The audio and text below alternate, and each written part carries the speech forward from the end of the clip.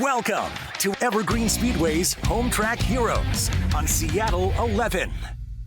Well, welcome in here to Home Track Heroes, your favorite spot to hang out on Sunday night here on Seattle 11. Excited to be bringing you all the Evergreen Speedway action this week as it was Figure 8 night presented by Grocery Outlet. My name is Caleb Hart. Ben Iman jamming with me up in the booth here on this Sunday afternoon. Ben, nice to have you here. We've got an exciting program going on. If you like those cars that go in the 8s, you're in for a lot of treats tonight because all three divisions are in action. Yeah, absolutely. Outlaws. We also have Stingers. And a couple of the Hornet drivers ran the double from the Hornet Race 2, Super Stocks in Action 2. It is a lot of action on the sizzling hot Figure 8 track. That's right. So you're going to have all of that coming up. We're going to go Hornet style to start things off, and they always run a funky course.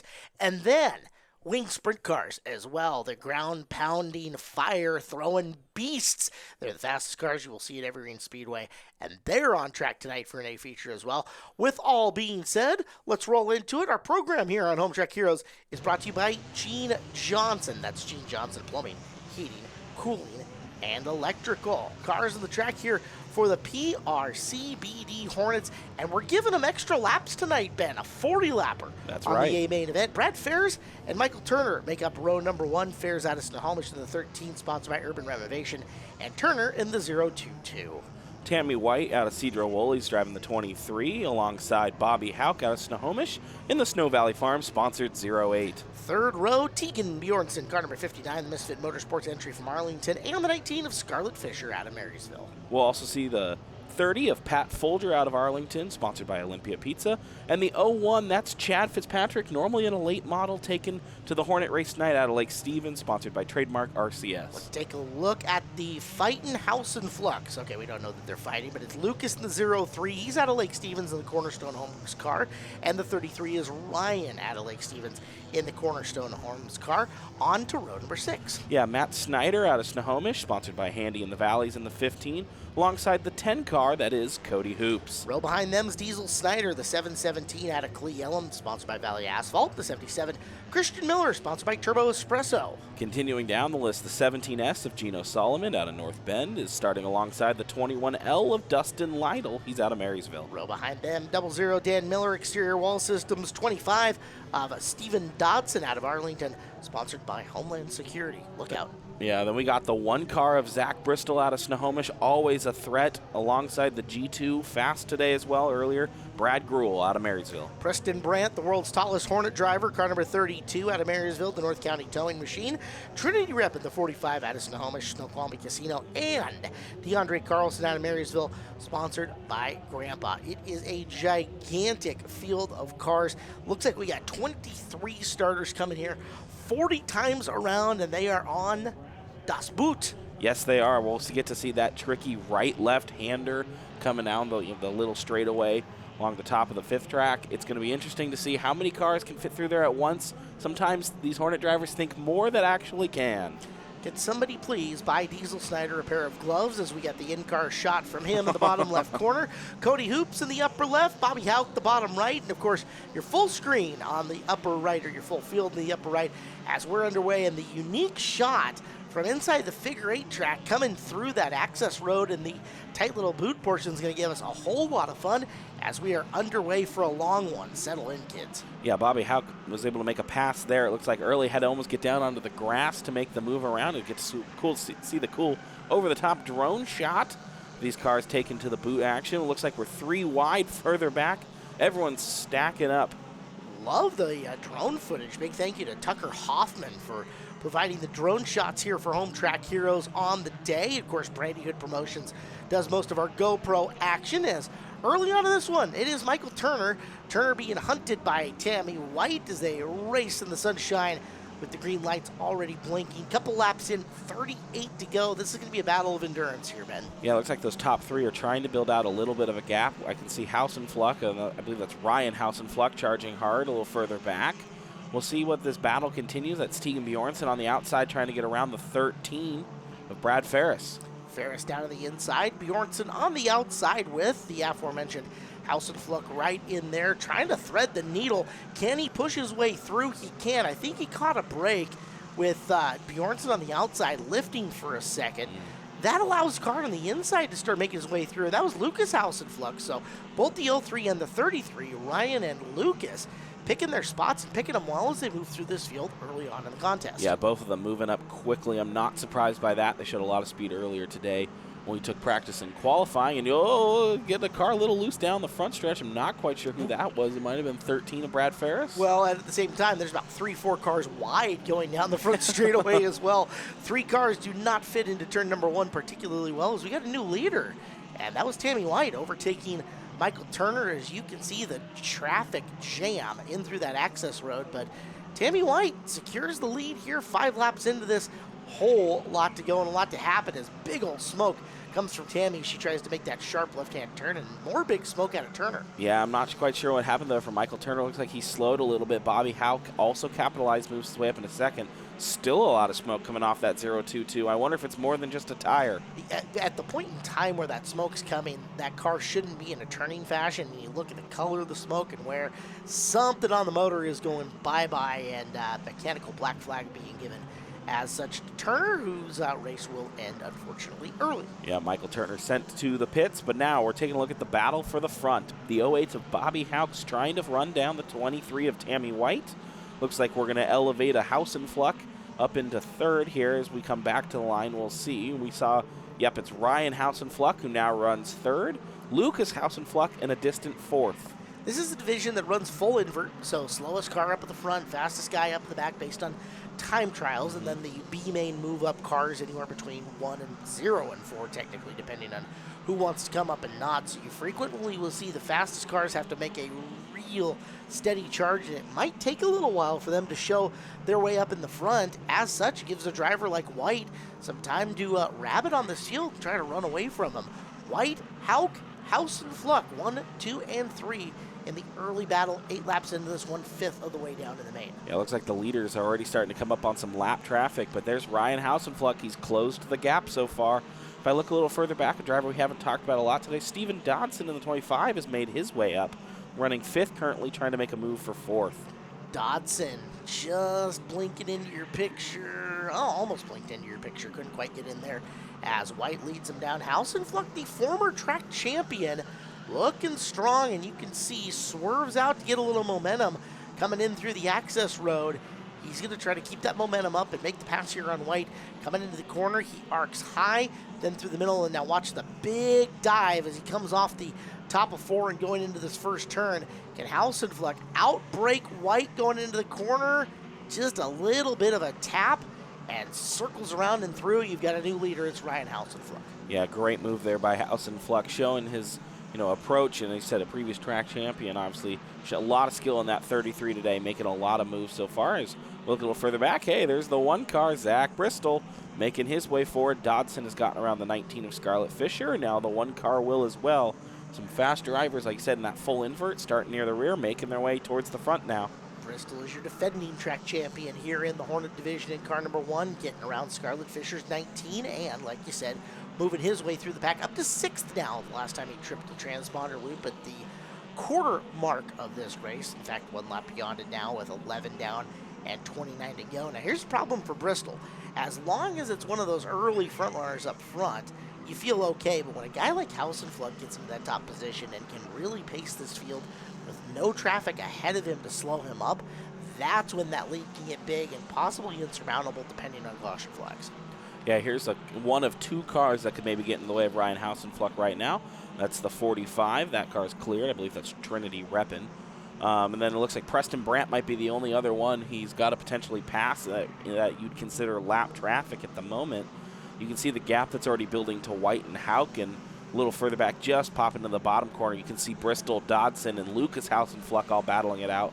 That's a significant gap that's starting to open up here early. It is, and the fact that Ryan is getting to Brandt and able to get him without any other cars around him, he'll be able to make that pass without breaking stride, you imagine, and not hurting a lap time. That's a huge deal. As you can see, that smoke that's coming off the Tammy White car, that is braking, trying to slow down to get into that first corner. There's a couple of fast guys getting together in Dodson, and the 1 of Bristol, and Dan Miller trying to take advantage as the 00 and the G2 of Gruel following them through. A bunch of guys who started in the deep teens and 20s are now up into the top 10. Yeah, I don't know exactly what happened there, but I'll also point out Steven Dodson looks like we lost him in the grass.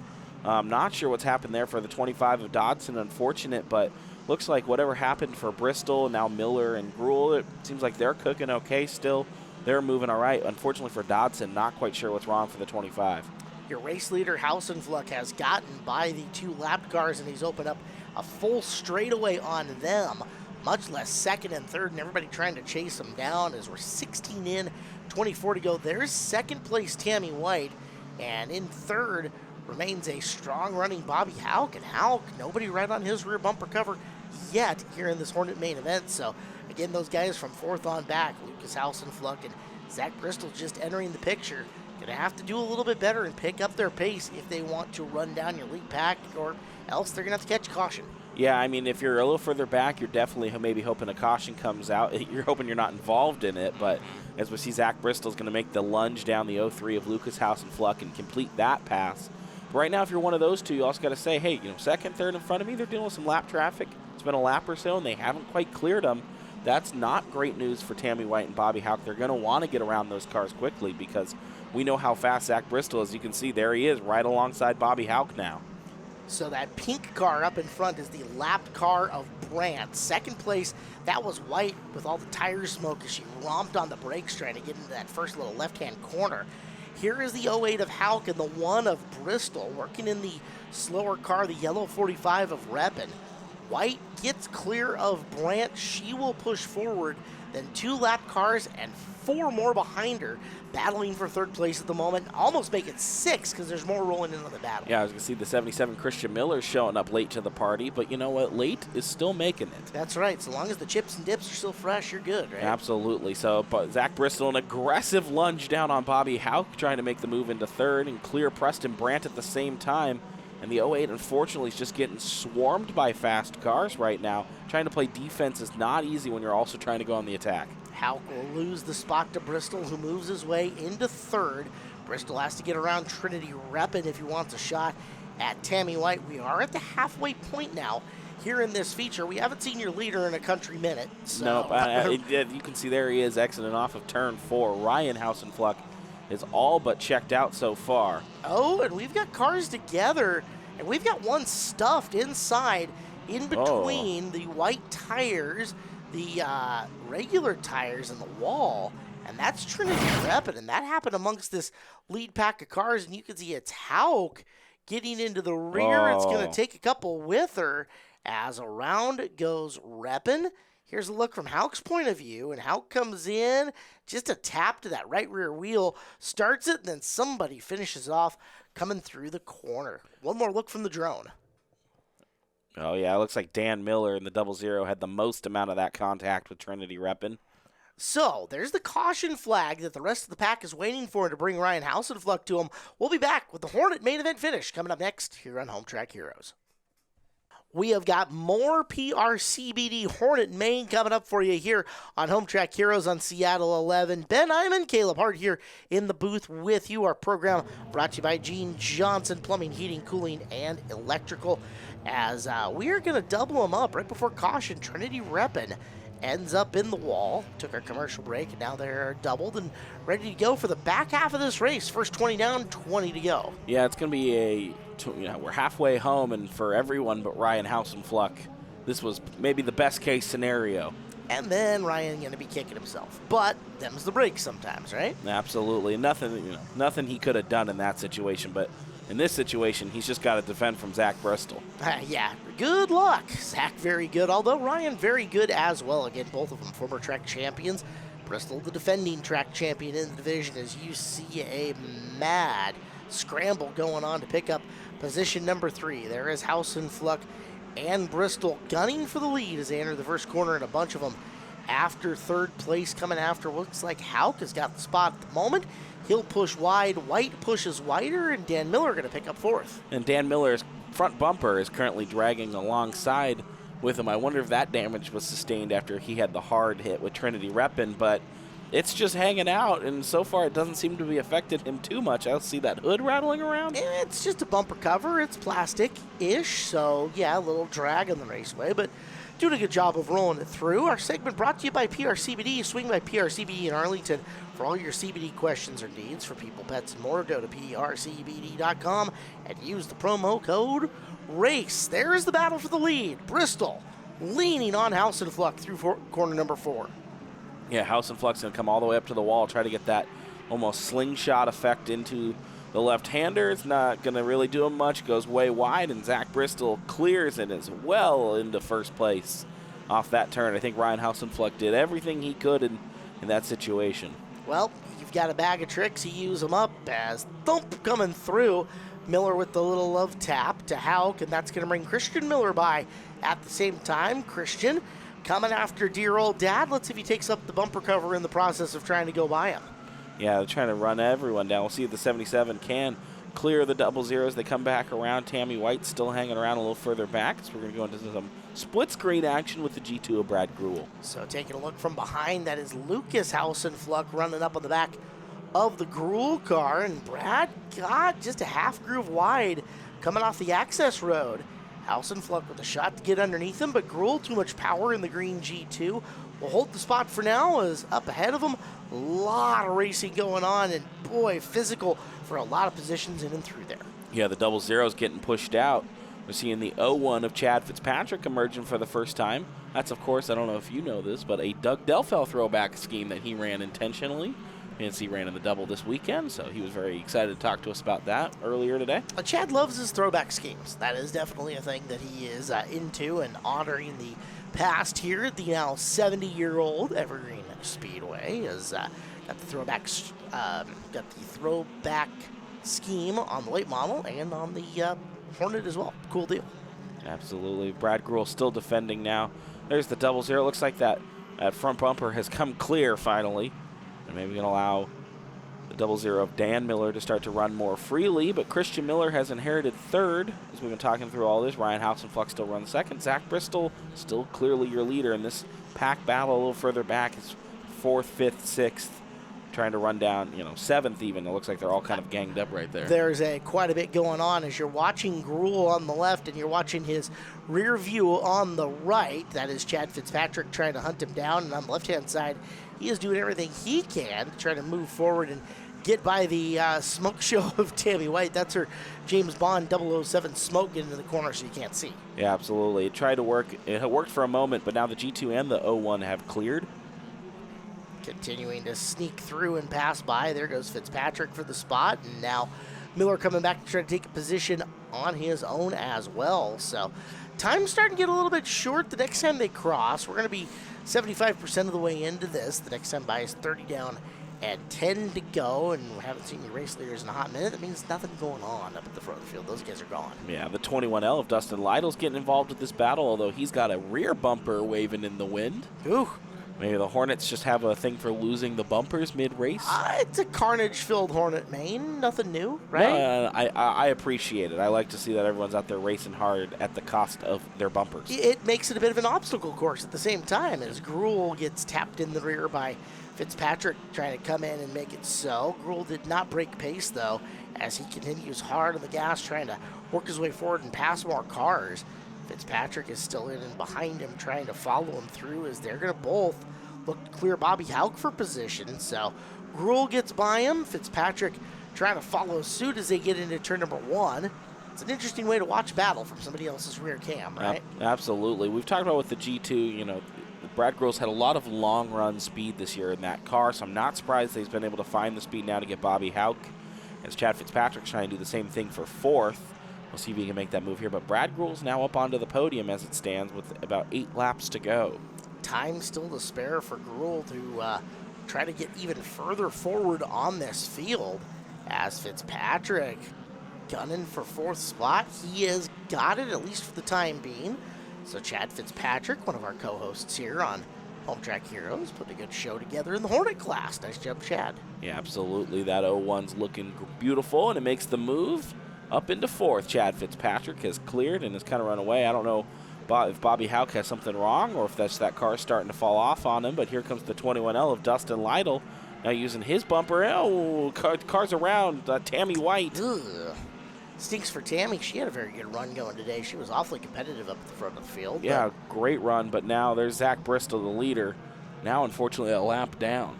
So, Bristol, your race leader, trying to continue his march. Put more slow cars between him and the rest of everybody trying to chase him down. His lap is placed, and forward he goes. We're down to just 5 laps left, and Bristol looking awfully strong. He has distanced himself nicely from Ryan Hausenfluck. Yeah, Ryan Hausenfluck's doing a good job of keeping him within, an eyeball's length. You can see him there, but then you can see the big gap back to Brad Gruhl. He takes the line. Our leaders have already passed that first left-hander and onto that little backstretch. So if anyone's going to catch Zach Bristol, it will be Ryan Hausenfluck, but he's going to need something, I think, to go his way to make it happen. Yeah, things are going to have to vastly change here in the final 4 laps of this contest as Bristol has got rhythm. He has got clean air up and in front of him for a little while. Hausenfluck with no slower cars in between him to try to run him down, but the mistake is going to have to be big at minimum from Zach Bristol at this point in time. I think that's fair to say. We've seen a little further back. Dustin Lytle and Bobby Houck going at it again for position here.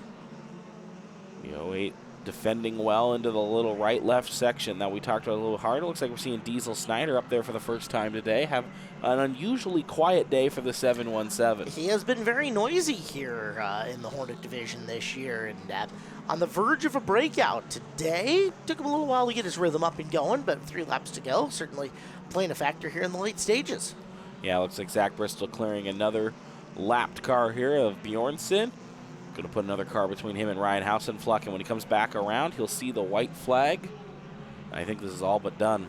You can just about write it in stone at this point as we do move back on the field a little ways to continue watching Wave 6th and others battle on. Hard to say as far as that goes, but they're trying, they're giving it a shot as white flag is out. Zach Bristol, this is all your defending champion today, as he has just had a very easy run once he got to the front of the field. Yeah, that caution was well-timed for him. We talked about Ryan Hausenfluck had built up a nice little gap back, but caution came out and Bristol started, I think 3rd or right beside him 2nd. I'm not quite sure. As he comes off turn 4, it was all he needed.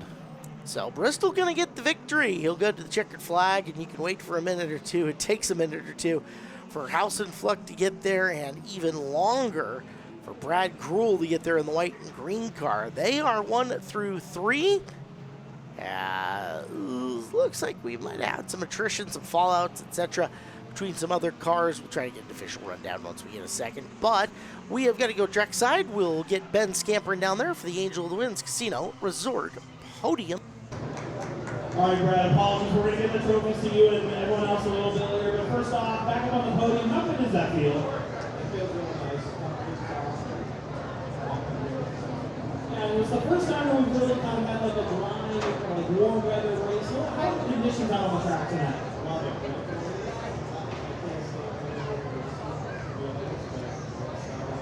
Love it. Love all the fans. I mean, everybody comes out, so. Yeah, and who do you want to thank for helping to get the G2 up to 3rd tonight?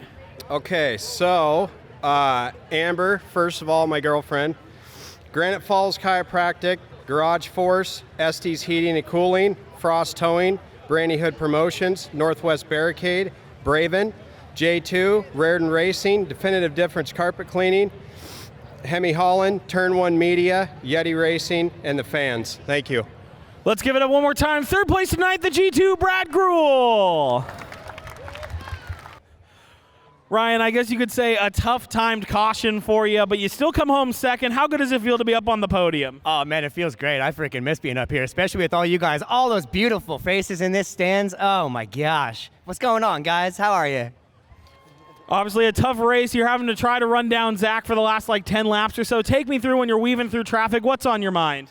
Catch him. Catch the one car. That's it, man. Just go faster and catch him. But Zach's a great driver. That's a great car. It's really hard to get around him. I did everything I could to keep him behind me. I just kept on overdriving that first corner. He found an opportunity, slipped by me, and, well, now he's, finished first. And who do you want to thank for helping you get up here on 2nd tonight? Oh, man, I got lots of help with these cars. Edwards K&S Construction, Cornerstone Homes, Beast Fab and Tuning, building motors for these cars. They're probably going to have to build another one because I'm pretty sure I blew that one up tonight. Who else we got on there? My mom and grandma are back in the pits. My son Lucas, he was in the 03 car. He's back there helping me work on these things. And all you guys for coming out here in this beautiful weather. Love to see y'all. Oh, and you. Let's give it up. Driver in second tonight, Ryan Hausenvlog. All right, Zach, when the caution flew, just talk to me. What was the first thing going through your head? Oh, thank God, because Ryan had half a lap on us. No, I slowly made my way through the field, and I caught up to Tammy. I was like, okay, I know she's fast. I thought she was the leader, and looking at the board, didn't realize Ryan was long gone. Yeah, definitely saved us there. We had second, third place at least, and I mean, even when with the yell, Ryan, there's a reason why Ryan's a past Hornet champion. He can wheel that thing like no one else, and I was just lucky to get by him over there on the access road. Yeah, having to work through a lot of traffic tonight. How does that complicate a race when you're having to play defense from a fast driver coming behind you? It plays a big role, especially, like you said, trying to come through. You're just hoping that you could jump on the outside, try and pass, but someone's going to fill the hole and get past you. And, you know, sometimes it works out like it did tonight, and sometimes it doesn't. So I'm grateful it did. And who do you want to thank for helping you get up to the top step again tonight? Well, first of all, I want to apologize to my teammate, Steven Dotson. We were going down here, and I locked up the brakes. I got in him. He got into Lucas. And it looked like it's cut his tire, so I'm sorry, Steven, for that. Just locked up the brakes. Hibbs Automotive, Tommy and Candy Hibbs, they own the car. Gia Northwest, Hornet Nest Racing, the whole gang back there. Gourmet Latte, Townsend Peterson LLC. My beautiful girlfriend, Sarah. And my good luck charm, Jenny's not here, but as always, she's always there to support me for Beaners. Brother, this is for you. Perfect. Give it up for your race winner tonight, Zach Bristol! Thanks for hanging out here Sunday night on Seattle 11. That means it's Home Track Heroes here from Evergreen Speedway. I am Caleb Hart. He has been Iman and Ben. To the figure eight course we go. The Monroe Grocery Outlet Superstock figure eights on the racetrack. Of course, Home Track Heroes brought to you by Gene Johnson Plumbing, Heating, Cooling, and Electrical. Great field of cars here for this A main event. Yeah, absolutely. Just one of multiple figure eight classes tonight. But leading out our super stocks first is the JE55 of Jessica Wilkinson out of Marysville, sponsored by Pilcheck Heating and Air Conditioning, and the 36 of Bill Flyshacker out of Duval, sponsored by Papa's Bar in Monroe. Row number 2 is Rick Yargis out of Stanwood, the McCarthy General Contractor 17X, Chris Southard, 76S from Everett, in the all-soft plumbing car. The 43 of Sheridan Vincent's out of Darrington, sponsored by Siskin Power Equipment, starts alongside the 88 of Guy Litz out of Bothell, and he's sponsored by Protocol Plumbing and Sewer. 4th row, Chevy Vincent, Homegrown Hair Studio, sponsor of the 45 from Darrington, and Robert Big Bird Weldon, the 63 out of Arlington, sponsored by All Ply Roofing, LLC. This Bubba's Roadhouse 68 is Blaine Manning out of Gold Bar, and the Pilchuck Heating 72 out of Arlington is Jeff Talbert. 6th row, Quentin Morrison in the 5, sponsored by Mary's Towing out of Aberdeen, and Mackenzie Dietz, the BECU-sponsored 67 car from Monroe. Rick Jones is the Wiener Speed Shop in Burien, out at 66 out of Linwood, and RJ Mackey's in the 69 out of Gold Bar, sponsored by Blue Jay Productions. Final row is the 52 of Keith Taylor, the Black Thunder transport car, Bruce Wilson, the 95 out of Kent. 14 cars. They will go 40 around the figure 8 course. Should be a bunch of fun. Mackenzie Dietz has been the lucky dog a lot this year, as she has picked up multiple feature wins towards the tail end of the race as well. Things seem to break well for Mackenzie this year. We're out and underway. Flyshacker grabs the early advantage. Yeah, Flyshacker, a good advantage, gets around Wilkinson. Chris Southard's trying to make a move alongside Rick Yargis here. Sheridan Vincent, Guy Litz not making anyone, they're not losing the pace. Oh, see the 88 gets a big shot to the back of the 76S of Southard. That's going to make the move. I think Sheridan Vincent fell back there. Big Bird Weldon makes out the better of that move as well. And they all go flying, right? All over the place. Already. Long time, though, to settle in and get going. So it's Flyshacker, Wilkinson, and Yargis, 1 through 3. The Yargis car used to have the full front end on it. Him and Ricky Dietz and Rick Jones took 60 pounds off the front of that with modifications. So he is driving a lighter and shorter car in the front end. I noticed that. I noticed they made some minor changes. Looks like we've got a car stopped up and slowed. It looks like on the infield of the left-hand turn. I'm not quite sure who that is at the moment. We'll see if we get a good view of it here as we come back around. right now. Your top 3 remaining unchanged, although that's a good battle for 4th as Guy Litz at the 88 trying to work out, and look out, Yargis making contact with Wilkinson. They both go around. Yargis gets back into the corner, swings through, and somehow is staying on the lead lap. Wilkinson maybe going a lap down, as now your top 3 looking different. Fleischacker gives second to Litz, and third goes to Big Bird. Yeah, we've only got like 5 laps down, and carnage is already ensuing.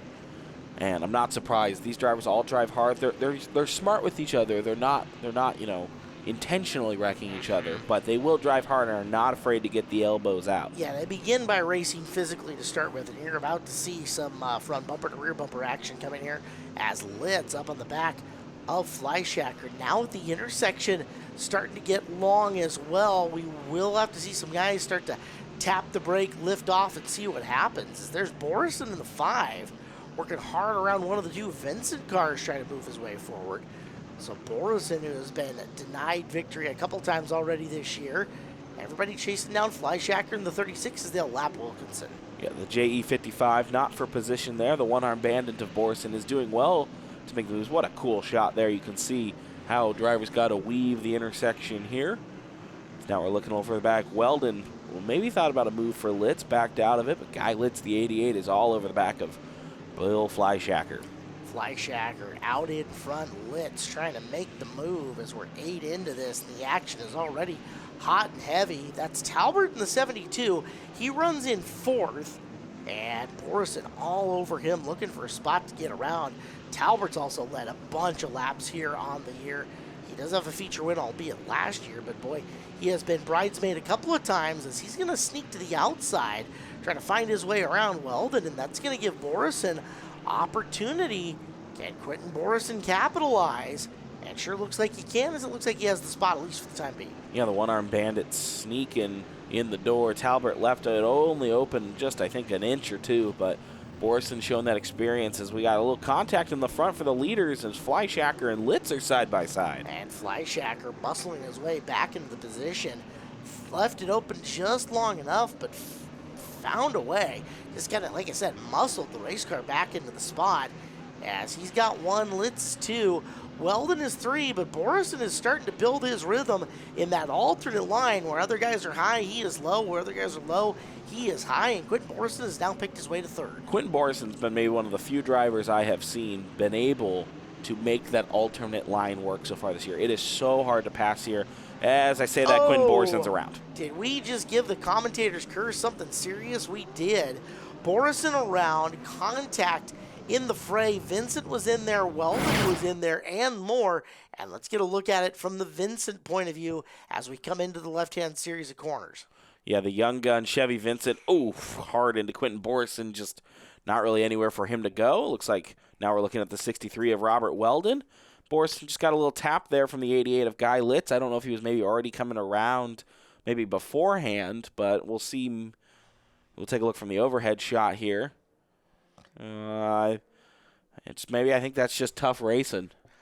Sometimes that happens as we're going to take a look once again into the corner. And, the best viewpoint I saw was the contact between Borison getting into the turn and Litz, whose car might have just set a little bit higher. There it is one more time. That's kind of what starts Borison around as caution comes out in and through the intersection.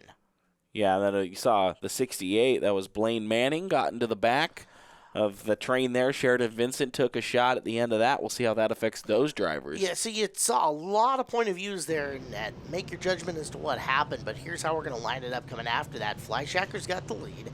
Litz is going to be paired up Delaware style in a row with Jeff Talbert. So they're running in that second row. Blaine Manning 68 inside on the third row behind him.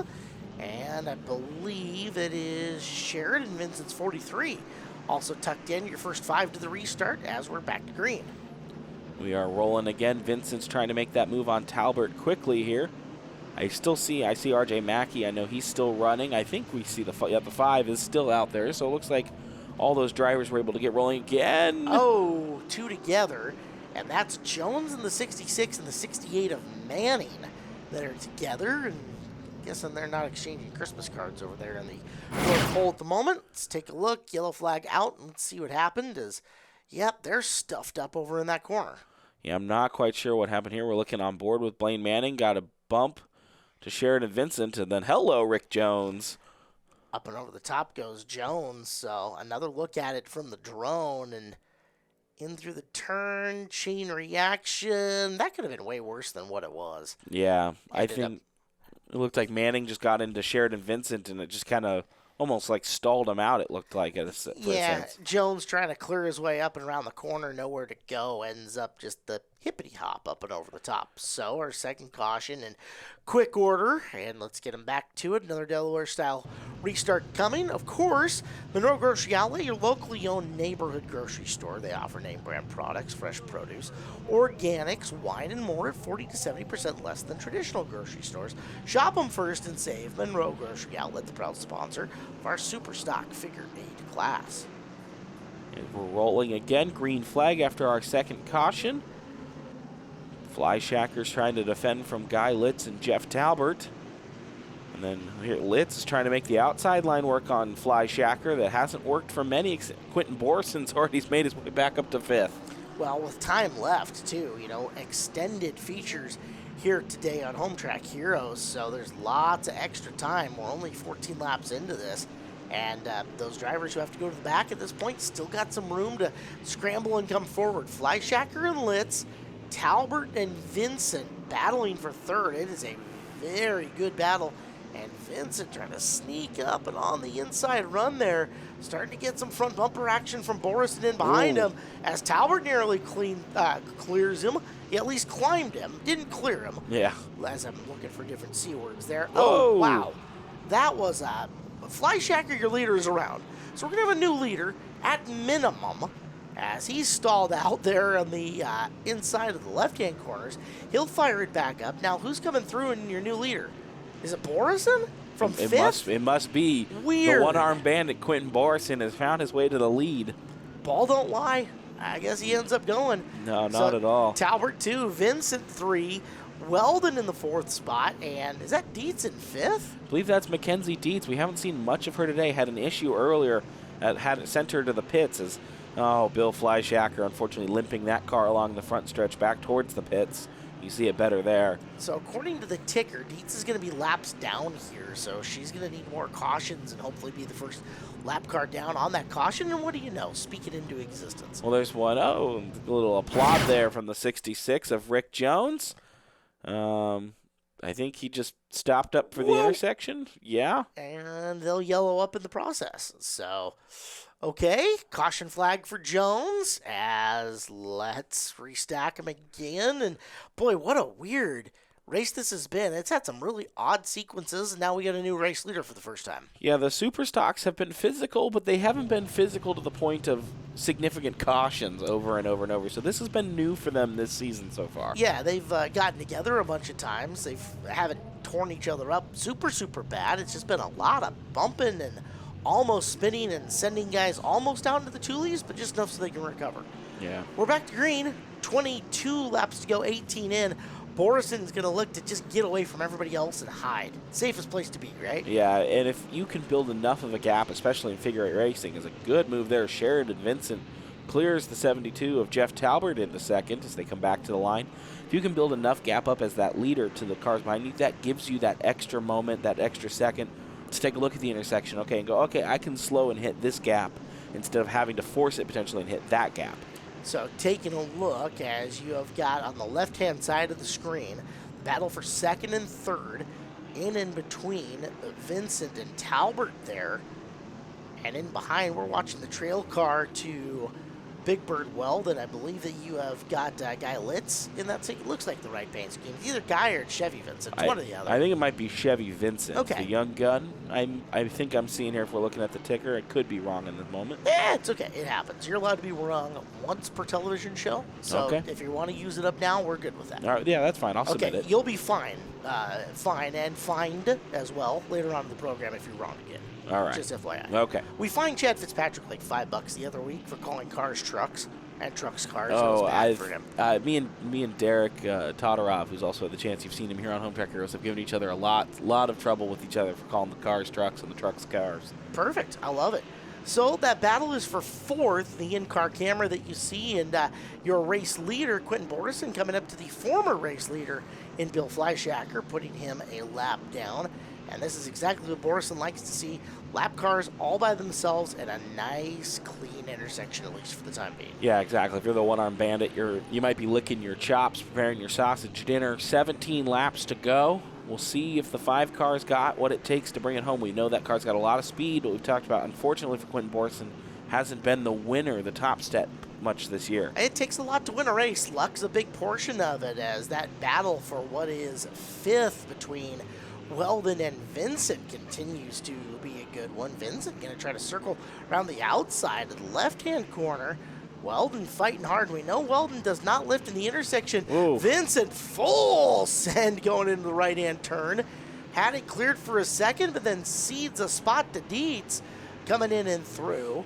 Now, I don't know if McKenzie's going to need another lucky dog or if that's for the spot. As you can see Weldon putting on the smoke show, getting back into it. So big chain reaction, as has been the case here in this main event. Yeah, unfortunately, we saw the big lunge there from the young gun, showing that youthful energy to get into the turn quickly. Unfortunately, we didn't really get to see what happened there with Robert Weldon.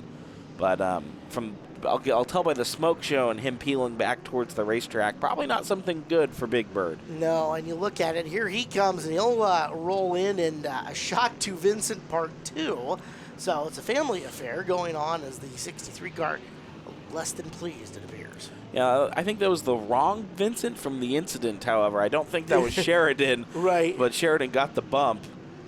So if you're Chevy now, it's going to be head on a swivel when you get to the intersection. If you see the yellow car, be careful. As 2 cars together, that's Yargis, who had been a top 5 car, and Fleischacker was looking to scramble and catch up. So here is Borison, your race leader, and Borison to the outside, going to put the lap on Yargis in the 17. Yeah, unfortunate there for Rick Yargis. He had a lot of speed so far today. That car had been looking better as Borison makes the lap up and around, and he'll be down to 10 laps to go the next time around. Yeah, I think we saw a car maybe stalled up on the intersection, but that car looks like it's got away freely as Sheridan Vincent. Close intersection there. Jeff Talbert's trying to run him down. That's the battle for second and third. Not sure who's currently running fourth. Don't really see them in the picture. We're under 10 to go. I think everybody has hit everybody at some point in time during this race. I mean, that sounds like figure 8 racing, so I wouldn't be surprised. Well, but there's Guy Litz. There's a difference between bumping and hitting, right? A bump is pretty normal. We're That's used fair. to that, right? This has been full on. Everybody's had some contact at some point in time in this race. That's a fair separation of what we're describing here. We're used to seeing the bumps, but more hits this week. Yeah, for sure. And none of them have even been that big intersection strike. It's just been guys getting bodied up on each other, going into corners aggressively, pushing for positions, and that is a little bit different than what we're used to. This is the battle for second. It's Sheridan Vincent in the 43, Jeff Talbert in the 72, and it's been really good. These two at least have not bodied each other up too bad so far. No, they've been quite polite to each other, you'd almost say, for figure 8 racing. But it's still they're giving each other a little, Talbert's gotten the bumper to Sheridan a couple times, like, hey, I'm here, if you slip up, I'm going to take that spot. Now we'll watch and see how the intersection progresses. Whoa! Hey, what did I say? There hadn't been a big intersection strike as Vincent tags the back of Litz. Litz able to keep going, and Vincent didn't really have to break stride all that much. He's still in good shape, and Big Bird looms in the intersection now. There's that Chevy Vincent also in there. Oh my goodness, what is going on? We've got super stock cars everywhere. This isn't a 13th and the last day of your work week, is it? No. The moon isn't in its full and complete status? No, I normally go home early those nights. Wow, and it's some weird oddities happen here. As let's get a look. We got a caution flag out. This is from the back end of the Yargis car. Oh, And there's that intersection tag that we were looking at. This time we'll watch from the Vincent point of view. There it was. it looked like Tink. I think Guy Litz just went for the gap, but I think he hesitated slightly and laid on the brake, and that ultimately put him into the front of what happened to be and Sheridan. so there was Vincent and Weldon again getting together. That's what ended up sending those two cars sideways as they're around. All right, we'll get this mess sorted. We will come back. We'll finish this one off coming up next. Superstock Figure Eights here on Home Track Heroes on Seattle 11. What a weird and wild Superstock Figure 8 main event this has been. And we still have a handful of laps here to go on Home Track Heroes on Seattle 11. Brought to you by Gene Johnson Plumbing, Heating, Cooling, and Electrical. I'm Caleb Hart. He is the wonderful Ben Iman. Of course, the Monroe Grocery Outlet Superstock Figure 8s on the track for another 5 laps. The 5 car of Quentin Borison's had it easy since he got there, but everything behind him, Ben, woof. Yeah, we saw the 5 car spun around earlier, involved in some incidents, so he hasn't been free the whole race, but so far, ever since obtaining the lead, has not looked back. Looks like Jeff Talbert got a little wide there in the 67, and Mackenzie Dietz trying to make that move work around the outside. And I think, just by the nature of these yellows, I think Mackenzie has lucky dogged her way back to the lead lap somehow. Yeah, I know. I think she was down 3 at some point. I know we've had at least 3 cautions. So talk about some stick-to-itiveness here. Good job by her. Yeah, that's why you come back out, you know. That's right. She has fought her way forward to the point where she is threatening a podium finish here. Jeff Talbert sitting in the 3rd spot trying to run down Sheridan Vincent. And Vincent doing everything he can to keep Quentin Borison up front and within his eyeballs, although at this point in time, and especially with clean racetrack ahead of him, intersection might get a little bit busy. Oh, look out, that's Flyshacker, I think. Full send in and around. Talbert in and through with some heavy contact there. As we're going to continue on, Yeah, I think and we're we still will. rolling. Okay, so 67 of Dietz is now 3rd. Borison looking to bring this one home, and now he does have a passel of cars right in front of him. Yeah, we'll see if that plays into any of this for Sheridan Vincent. Is he close enough to run down the 5 car of Quentin Borison? So Borison into the final set of corners here, right on the back of Talbert, and he's going to get the win in an eventful main event. Vincent 2 and Dietz 3. And if these drivers had something to say on the podium today, I wouldn't be shocked, as there was a lot that went on down there. We're going to dismiss you. You're going to scramble down trackside to the Angel that wins Casino Resort Podium. Talk to your top 3. Well, from 3 down to 3rd place. What is that like? Holy cow, all I gotta say is thank you for the lucky dog, and man, it was just hard to stay out of trouble, and I kept talking to Ricky in my ears, and I was like, how many laps am I down? Where do I need to be? Where do I need to go? How many laps do I need to make up? And he was able to help me get there. You kept your composure even during that very chaotic finale to the finish. What is that like from your perspective when you're going through that? Sometimes it can be really hard, you know, you want to do the best that you can for your fans, and thank you to everybody that came out tonight, and for your sponsors, and sometimes it can be difficult and you get caught up like I did early on in the race, and you just try to do the best that you can and come back from the back. Speaking of sponsors, who helped you get that done? BECU, Rep and Welding and Rail, J2, Brandy Hood Promotions for all of just the video that she does. If you are on YouTube, please subscribe to Brandy Hood Promotions. Brandy Chavez, she does amazing. That's where you can find a lot of my in-car videos. Ghostum, Two Girls, and a Leaf. I don't know if I said that. Walt's demo. Joe's for just all the great parts that he puts on my car. Buzzin' Steakhouse. If you get a chance tonight, go to Monroe. Buzzin' right down the street. They have some really good drinks. 3rd place tonight, behind the wheel of number 67. Give it up for Mackenzie Dietz. Chaos, I'd say. That's an easy way to describe how that one went. What is it like from the driver's perspective as you're just trying to dodge everything happening around you? I didn't do a very good job at dodging it tonight. I hit Guy Litz in the intersection because he'd been going, so I thought he was going to go again, and then I did all I could to stop, but I still tagged him. I don't know what's up with the 63 car, but we're about tired of it, and I think he's hit everything in there. Then he hits my kid, then he doors me. I'm about tired of it, so if you want to see some more chaos, come back next weekend. Promise is a promise, I suppose. Racing out with your son, that's got to be pretty cool. Yeah, it's really fun. He's a really great driver. I don't know what it is about his luck, but if he didn't have bad luck, he wouldn't have any. But But yeah, he's a great driver, and what people don't realize, if they take that car out, he's going to hop in mine, so they're going to be screwed either way. And who would you like to thank for your performance out here tonight? My buddy Tyler and his wife Savannah for spotting for my kid. My wife, all my family that comes out to watch us and support us. Siskin Power Equipment, Homegrown Hair Salon, Annie M's Dog Spa, Jeff Harris, and just all the fans for coming out.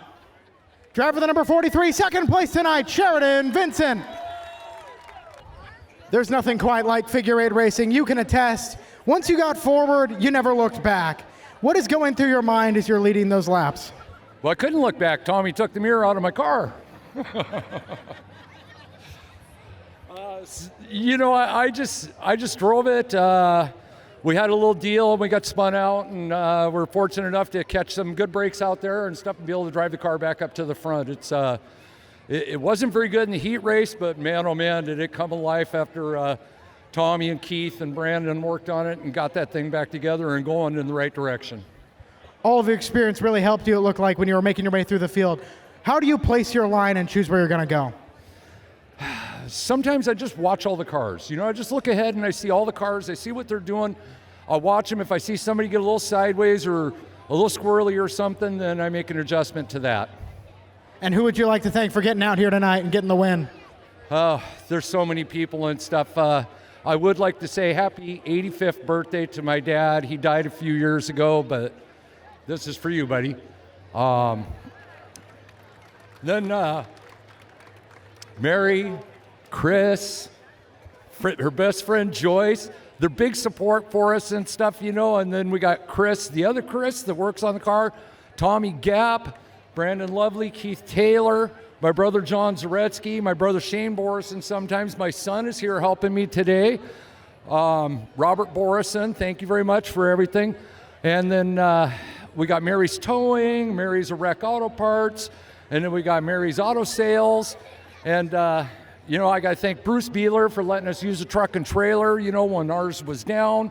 And then I got to thank Mark Hubbard for the help that he did, the radios, which is why I don't need a mirror. And, so many other people, Dave Brandenburg, Joe Cookie Brandenburg, the list goes on and on. I can't think of everybody right at the moment, but, I'm thinking of you. Driver of the number 5, race winner tonight, give it up for Quentin Borison. Well, in case that's your first time seeing Quentin Borison on the podium, we don't call him the one-arm bandit for no reason. He is legitimately piloting that race car with one arm. It's pretty darn impressive. Congratulations to him. Buzz Inn Steakhouse, Stinger 8s coming up next, and this is going to be all kinds of fun. Stinger 8s on the racetrack for their 40-lapper. Cody Weldon's on the pole, the 151, the All-Ply Roofing LLC car out of Arlington. Damon Claiborne next to him out of Stonehenge, the Abendroth Equine, developing the horse and rider number 43. We'll see the 8 of Jacob Funk, Captain Chaos out of Mill Creek. Starks alongside the 102 of Randy Moffitt out of Everett, sponsored by B&R Drywall. Row number 3, Chad Fitzpatrick, double duty. He did Hornets, he's doing Stinger 8s now. It's the trademark RCS 01. And Bryce Kolar, multiple-time feature winner next to him in the 23, sponsored by Knack Construction. The 46 of Mike Hathaway's out of Marysville, sponsored by Repin Welding and Rail. And the Resch Printing 85 is Hunter Jenkins out of Monroe. Starting 9th and 10th, respectively. 9th, the 195 of Devin Jenkins out of Maltby, the PNW traffic control car. Cody Hoops, former Trek champion in the 10 car, starts in the 10th spot. The 16X of Bill Bleem is alongside the 78 of Kyle Shukar. And then it's 73 of Derek Myers out of Arlington, the LRA landscaping car. Matt Somerville, 21 out of Monroe, sponsored by Airport Welding and Muffler, and Peyton Hop, 16 out of Monroe. Papa's in Monroe. That car has been awfully fast since debuting his new ride as Peyton Hop. So we'll keep an eye on him starting dead last in this 15-car field. Yeah, Peyton Hop's had a lot of speed. His green flag's out, and we're underway. Damon Claiborne, an immediate jump out into the lead for that 43, but we're talking about Peyton Hop's been fast. Bryce Kolar, the two of them, the only ones to capture the top spot of the podium so far this year. We'll see if that sticks. You got cars all over the place already. Oh, Cody Weldon.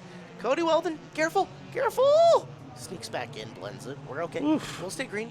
It was close for a second. Jacob Funk, Captain Chaos, was not about to just let him in that easily. Neither would Cody Hoops. But Good for the 151 of Weldon. Slipping back in, gets a little bit more back bumper from behind. Matt Somerville's making the move up. Yeah, so again, it's figure eights. We anticipate this to be physical. A lot of front bumper to back bumper action going to go on here in this one. So settle in because we gave them 40 laps as well. Buzzin Steakhouse serving hand-cut Angus steaks, breakfast all day, and mouth-watering burgers.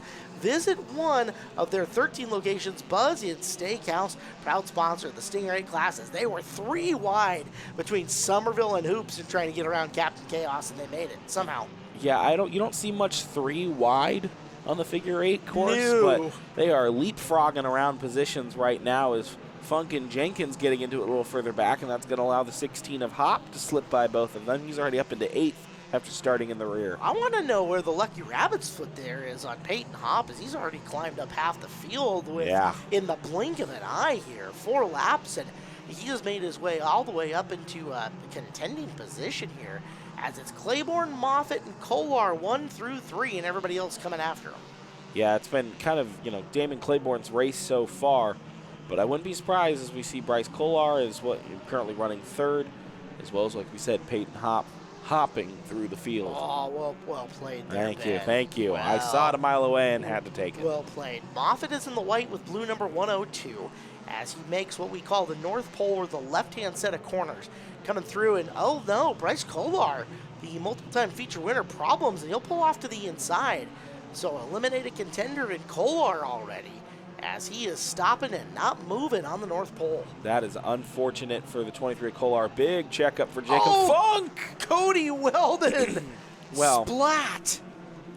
Yeah, I guess Jacob Funk's checkup, I can see why Cody Weldon thought he had a gap there for the 151, and he just cleaned house of a Jenkins. Yeah, Jenkins is 85. Hunter's car, not Devin's car, is what a shot in the intersection. And you can see the 151 of Weldon sitting there. Here's from the Hoops point of view as you come through and just kind of gather the aftermath. Now from Somerville, as there's the shot coming through. Full velocity on that one.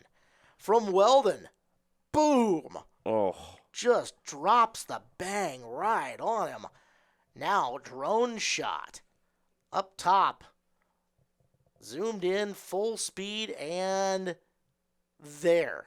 At least it got him in the corner panel of the car and not straight in the driver's side. As one more look at it, coming off here from our front straightaway cam. Take a look at it. We're going to break. We'll have more Buzzin Steakhouse Stinger 8 A main event, and hopefully no more intersection action after this. You are tuned in to Seattle 11. This is Home Track Heroes every Sunday night from 5 to 7 o'clock from Evergreen Speedway. Caleb Hart, Ben Hyman with you here this week, and we got a few laps into the Buzzin Steakhouse Stinger 8A main event here on the program. And let's kick back to it. 6 laps in, Damon Claiborne will lead Randy Moffitt and Matt Somerville back to the green flag. Delaware-style restart. The leaders in control as they come around the North Pole and looking to move forward. Cody Hoops and Matt Somerville. That's the row I'm watching. That's row 3. Or, excuse me, Somerville's on row 2 right now, but Cody Hoops a little further back. Those are some of the drivers I'm watching as we come around. As I say, that's Somerville. And he was next to the Kyle Shukar. Yeah. Yes.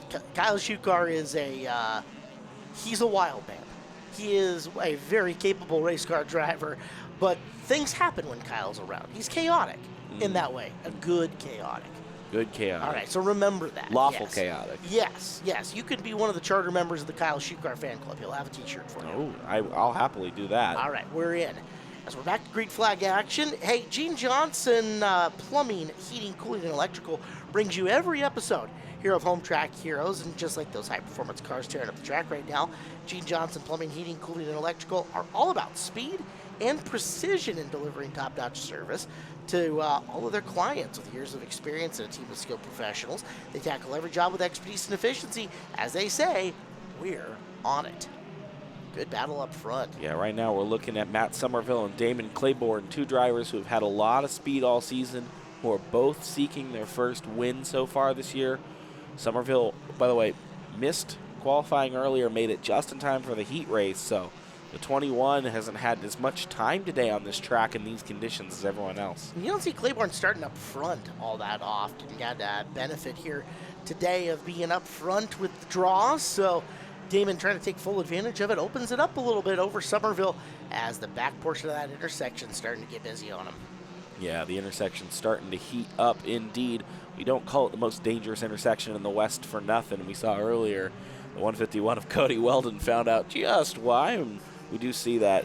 We do see, I think, Hunter Jenkins out there. I'm not sure if the 151 returned, unfortunately, but getting word that Cody Weldon's doing all right. Yeah, oh, no, it's right there. Devin Jenkins, that's a 195 that's out there. It was Hunter's 85 that got oh, no, yeah, but I just splatted. Is he out there? Cody Weldon's out there. Oh, yeah, Weldon's out. I believe Hunter Jenkins just peeled around and kept going. Oh, boy. That got close. Peyton Hopp, right place, right time to take advantage of it, though. Yeah. He'll sneak his way underneath Jenkins and take the spot as, whoa. Did Weldon go headhunting there? What in the world? I don't know if he went headhunting per se or if he just got real wide. Unfortunately, we didn't see the shot. We'll see as they come back around. I mean, that was super wide. Yeah, that was super wide. And that's the wrong Jenkins as well. Right? I just made the mistake. We had the wrong Vincent in the super stocks. We might have the wrong. Oh, this is what happens when you have so many racing families. Oh, and we had one driver just make a business decision going into that corner as that intersection was getting too busy. It allowed Claiborne to get further away, but it might have even been Funk who said, rather than go through this intersection, I'll just take the lap down and make a right-hand turn real quick. Yeah, unfortunate to have to recircle the right-hander, but if it meant not getting pile-drived in the intersection, it might be worth it. Easier to go a lap down than replace a race car. Yeah, I was saying, sure. Your car will thank you. Yeah, as will your family and friends and medical bills. As there is Weldon once again in the intersection, hop to the inside as you get a look at your leader. And again, some drivers, they are checking up, and they're checking up pretty significantly as this intersection has gotten very, very busy over the course of just a few laps. Yeah, the longer the green flag runs go, usually the more and more we'll see this field in particular kind of start to spread out. And Damon Claiborne right now has done enough to fend off from Matt Somerville. As you see, they're actually fairly bunched at the moment, but as you come back around, you get to really see all-encompassing the figure 8 track. As it's really a split-second decision when a driver comes around that right Uke tires. We see them basket weaving right there. And it doesn't take much. It doesn't take them long for that speed separation to come in and play a factor here in this one as Claiborne again shoots the gap towards the back. Somerville, a little application of the front bumper at the right place. Claiborne move out the way, and Somerville takes the lead. Yeah, I think Matt Somerville just said, hey, I caught you, I'm not going to wait around. And I think that was the smart decision for the 21. Maybe a little bit more aggressive with the elbows than some drivers would choose to be, but Matt Somerville's not afraid to use that bumper. He's like, hey, it's there for a reason. Well, and one of the things these drivers do is they will race you how they race them. So if Claiborne comes back up to him and has opportunity, Somerville's got to know that retribution could be coming here. But first, Claiborne's got to get around Funk's 8 car, and that's proven to be a little more difficult than he thought. Yeah, that's a well-timed Jacob Funk for Matt Somerville, but Claiborne, I think, is going to get him around here as we see. There's Peyton Hopp, I believe. I'm not quite sure where he's running at the moment. As we see, except I think that he's running 4th because there's Kyle Shukar in 3rd. Yeah, 3rd and 4th is the battle we're watching. The white 78, the 16 in behind 3 lapped cars. Yeah, there's Hunter Jenkins. So everyone ensuing after that hard intersection hit earlier. Big lock about a 16X. Hopp just trying to find some space. Can't really get around Kyle Shukar if there's really nowhere to go in front of him. Nope, Shukar is doing a very good job of holding his line and being in the right spot in the corners here as Hathaway's 46 and Jenkins is 85 getting after it. As time getting a little bit shorter here in this main. Wow, Cody Hoops, that got tight. As your leader, Somerville, to the inside. He'll pass Weldon up. So Somerville, your leader, trying to put more slower traffic in between them in the race for 3rd, the best on the track right now, between Shukar 78 and Hopp 16. Yeah, Peyton Hopp was using a little bumper there for Kyle Shukar. That was the leader that 3rd and 4th just had to basket weave. These drivers are, the intersections is at a 9, a burning hot 9 out of 10 at the moment. And we've got a car stalled in the intersection. Hathaway pulled up short. That way he didn't end up getting completely clobbered. Problem is he has to fire back up in time when he's getting through. He did that, and there's 2nd place in Claiborne, and Claiborne just lost a ton of track position to Somerville, and Somerville should have it easy now if he can just keep clean. Yeah, that was the right move for Damon Claiborne. Keep it clean and protect your podium finish, but the unfortunate move, if he wanted a chance to run down Matt Somerville, I think with 15 to go, he's going to need probably more of a caution-type stoppage to this, or Somerville to get tangled up in the intersection. It's figure 8 racing. It can change at any moment. Absolutely. As you look at Shoe Car in the white and blue 78, bumper style, up on Funk, and it's right there. It's right before they get to the apex of the corner, where just the right amount of shot there can push the guy out of the line so you can dive underneath him at the apex of the turn. Shoe Car did that brilliantly that last time by to get by Funk, and has now stuffed him in behind there, with Hop having to figure out his way through this time by.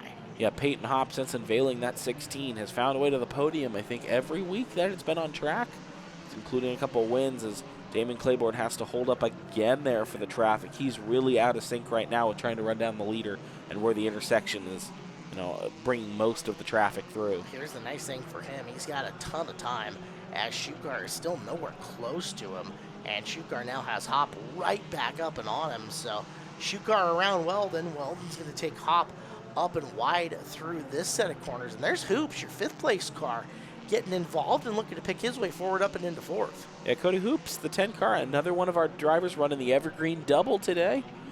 So ran the Hornet race earlier and now is trying to bring home a top 5 finish in the Stingers. So we're down to 11 to go. It'll be 10 to go here soon still. Intersection very busy for your race leader, Matt Somerville. And again, some drivers, you see them saying, nope, I don't feel like taking all that corner. I'll just circle off into the left. And it was Hathaway that time choosing to do that and keep his race car up and in good position. As you see from the in-car, the Brandy Hood promotion shot, that is Peyton Hop, as he is coming in through the right-hand portion of the turns, trying to run down Kyle Shoe Car. You see him and Hop on the left. Yeah, Hop's going to have to try to find something for Shoe Car here. We'll see if he can make a move happen here. You see how close they get to those Uke tires as they come off that turn. In and through, and boy, you can see it. Shoe Car is almost grazing that tire as he comes in and through that corner. Shoe Car running a really good line, though, that Hop has not been able to get around for 10, 15 laps here at this point. Kyle Shoe Car right up on the back of Jacob Funk, and that's been a position where things happen in the past. Yeah, absolutely. Those cars are, we talk about the figure 8 racing. Shoe Car, he's in the right spot, but that's a lap car. It's like, hey, man, I got the 16 behind me just barreling me down. If you don't mind stepping out and just let me get through, that'd be very helpful. Well, again, watch for that application of front bumper to rear bumper. Funk gets a little wide. Everybody's slowing up. Danger Will Robinson, they'll get in. And there's about where that love tap's going to happen.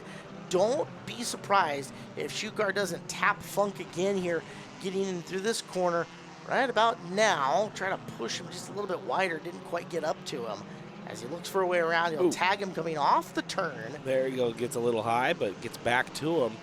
And the big checkup is Hop's trying to avoid unintentional use of the bumper. And there it is for Shoe Car. He got him in that set of turns. Now Hop going to try to get around the outside here of the 85 of Funk. Or maybe that's not Funk. That's Jenkins. My bad on that one. So my misidentification. I am sorry, but we'll get it correct. I've made my one mistake for the program now. There you go. There you go. We are keeping track of those between us. Somerville all over the back of Bill Bleem. As you can see on the full shot, but Peyton Hop, that's the best battle. Still trying to run down Kyle Shoe Car, who's running an incredibly clean and tight race. We have not seen second place of Damon Claiborne in like forever here. So you got to imagine that he's off in no man's land in between 3rd and 4th and your first place car. Now, Somerville, that's pretty heavy stacked up traffic. So if Claiborne's got to charge at him, got to charge now, man. You're down to 2 laps to go and you need something to happen. Yeah, you got to hit every intersection at full speed. You got to take the turns with as much speed as you can without losing control of the car. Somerville, but navigates it probably as best as possible there for the 21. He has got a full set of corners and an intersection in between the two of them. As Somerville's coming around to the white flag and now has a bunch of slower traffic in between himself and the rest of the field. To the white flag for Somerville, 1 to go for the 21 car. Yeah, Matt Somerville brought that car here again, we said a little later today, but showed a lot of speed in the heat. Now here in the main event, wow. All I can say for the 21 is he brought that thing from the back, got around Damon Claiborne at pretty much the first opportunity at knocking, crosses the intersection cleanly one more time, and Matt Somerville is going to bring it around the North Pole for his first win of the year in the 21. Congratulations to him. Now bust out the sundial, because it's going to be a little bit before you see second place coming in and through, and third place to follow him in Claiborne in the 43. And there is your third place in Shoe Car in the 78. To the podium we go to talk to your winners. A great battle throughout that one between you and Peyton Hump. What was it like just trying to fight with him all race long? Can't give family, any room. So he gave me the door, so I kept it wide open and shot the intersection, and here I am. How much time do you have when you're sitting in that cockpit looking towards the intersection until you make your choice? Halfway through the corner. I just go. I hit my teammate, the 102 Randy, and I told him earlier I'm not lifting. Hey, that's a way to do it. How do you get that car out here? Who helps you do it? I actually just put the front end on there, and I got to thank my uncle for all the equipment, my neighbor for helping me, Randy, and B&R Drywall, Be Happy Carpet Cleaning, GN Northwest. If it wasn't for all these guys, I wouldn't be out here. It's great to see you back up here at Victory Lane. Driver the number 78, Kyle Shukar, third place tonight. All right, Damon, that was a hard-fought race. You were chasing down the 21. Unfortunately, you let up that one time, and he never looked back. What is it like shooting through the intersection lap after lap? They don't call it the most dangerous intersection in the world for nothing. Sometimes the intersection traffic breaks your way, sometimes it doesn't. Today was one of those days that it didn't for me. Had to pretty much come to a stop at least twice. I was much faster than the cars that I was coming to, but they just linked up nose to tail. None of them were lifting. They were all fighting for their own spots. So, I ain't mad at them, I get it, but just sucks when, you got something for the leader and you just can't get to him. So great racing by Matt. He took advantage of a good spot where I had to slow down, and, I couldn't keep him behind me, and I thought that I'd maybe be able to catch him, but again, he seemed to get the breaks with the intersection and I didn't. So good job to him, and great race. Hopefully we put on a good show for you guys. Had a lot of good close calls. So I'd say you did. How'd he do? Who helps you get this car out here tonight? First and foremost, my wife, Michelle Abendroth of Abendroth Equine. If you're looking for somebody to train your horse or to just get your riding ability better, look her up. She's amazing. Brandy Hood Promotions, of course. She does my GoPro video, my vinyl, works her butt off here. So, please make sure you give Brandy Chavez of Brandy Hood Promotions a round of applause as well, because she works really hard here. Driver the number 43, he will come home second place tonight, Damon Claiborne. No stranger to Victory Lane. You come home first place tonight. You missed qualifying. I saw you pull in, unload the car, get it over the scales, roll on out, and you win. What's that like? Oh, it's an amazing feeling. Yeah, my boy had a baseball game, last game of the season, had to be there. I swore the car was going to be more ready than it ever was when it rolled off the trailer, and we were sort of right. I had a few things we had to fix, but we got it pretty fast by the time the main came around. Put on a show. What's going through your mind when you're looking in your rearview mirror, got a car coming fast, looking in front of you, got a train going through the intersection? 40-lap race. It's all different. 40 laps. You got time. Be smart. Think about it. Plan ahead. There's not a rush. Just be smart, because you saw some stuff happen out there. I was waiting for it. So, who helps you get out here in that number 21? I got all my sponsors here. Airport Welding and Muffler. All my siblings, my parents, mom, dad, John Bender.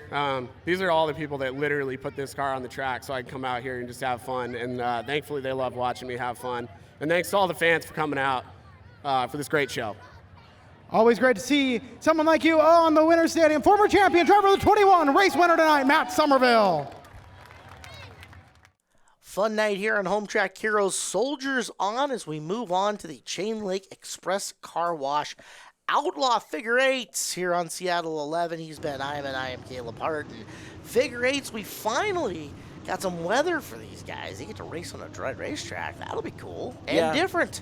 Yeah, we haven't, unfortunately, gotten the chance to see the Outlaws in the dry condition like this so far this season. So think this is going to be the first chance we get to really see these cars show what they can do. All right, Howard Mackey's got the pole. He's from Gold Bar in the Bubba's Roadhouse. Number 68 next to Howard. That's 35 of Haley Wilkinson out of Lake Stevens. The Cobalt Cycles of Granite Falls car. The 40 of Seth Funden is out of Silvana, and he's sponsored by MGM Designs. And the 767, Jamie Corbett's out of Arlington, sponsored by A1 Auto Service Center. Road number 3, the MCA Creations, number 71 of Nick Holton from Arlington. And Ryan Clark, 51 from Granite Falls, sponsored by Bulldog Haven. In the 25, Dakota Wilkinson's out of Lake Stevens, sponsored by Tony V's Garage. In the 50, that's John the Cowboy Carlson out of Monroe, sponsored by the Fireplace Guy Hearth and Home LLC. Row number 5, the multiple-time track champion Ricky Dietz out of Arlington, sponsored by Tire Pros of Arlington. And the 83G of Zach Larson. Final row all by himself. Chris Curtis, the 74, sponsored by Bulldog Haven Northwest. 11 cars. Sure, let's give them 40. Why not? Give them some dry track conditions and let them roll, right? Absolutely. We're going to get the intersection hot. I'm sure, again, it's been hot all night. All night. All night. Super Yes. Stocks were using it, and the Stingers were using it. I'm sure these guys will as well. We'll have to cool it off. Gene Johnson, Plumbing, Heating, Cooling, and Electrical. Those are the guys. Absolutely. If I were in the need of any of those services, they're my number one call. Or to heat it up, one way or the other. We're ready to go. Green flag out. Here's the Outlaws on a dry track for the first time in 2024. Yeah, huge jump for the 35. Haley Wilkinson, we got a car around already. The 68 of Howard Mackey. So Mackey around and hanging out. Fires it back up, and we will stay green, and that'll add intersection and add it early as they all battle for position in through the field. Yeah, we talk about there's a lot of amazing drivers in this field. These machines are all so well built that I'm sure you're going to see a lot of action between them. It's tough to see, you know, the tough battles we see are tight lines, single file a lot of time. But when they get out and they go 2x2, it is fun. You don't know who's always going to come out better in the situation. It is, and I'll tell you this one thing is that the car construction rules in this division, minimal. Build the fastest racing car you can in for what it is and go out and roll. As right now it is going to be Wilkinson and Funden. They are 1 and 2 in the early going here in this. Nick Holton, the 71, sits in the 3rd spot. Yeah, they're building up a gap already, the 35 and the 40, it looks like. We'll see how long that holds on to. Nick Holton, the 71's trying to lasso them back in. Ryan Clark's right on his back bumper. Haley Wilkinson leading some early laps here. The Outlaw figure eights. Funden. It has been a while since we saw a full-time effort out of the 40 car, but he's looking awfully strong and all over Wilkinson, looking for position. Coming out of the left-hand portion of the corner, Funden right on Wilkinson, makes the bid to the inside, coming into the right-hand turn. Yeah, you see the battle for 1st and 2nd. There's a battle for 3rd and 4th, and then a huge gap back to the rest of the pack so far emerging. But as we cross through the intersection, it's Seth Funden, the 40 car, your new leader. 6 laps in and 34 to go, and now Funden gets to set the pace. Wilkinson 2, and everybody trying to chase them down for 3rd. Holton's 71 versus Clark's 51. A good battle there. Yeah, absolutely. Teammates, outside they're off the racetrack, but on the racetrack, gloves are off, or I guess on in this situation. You're driving a driver's suit, and you're going to go at each other. That's right. There are no friends in competition at this point in time as you're all after it. And you can see back of the pack and front of the pack starting to close up to each other. Intersection going to get busy sooner rather than later here in the Outlaws. Yeah, Clark and Holton going side by side as they come around the North Pole. We'll see who comes out the better of that one. They're still side by side, but now Haley Wilkinson's into the mix. She's going to play a factor in this too. Because of where she was, Holton was kind of able to use her as a pick.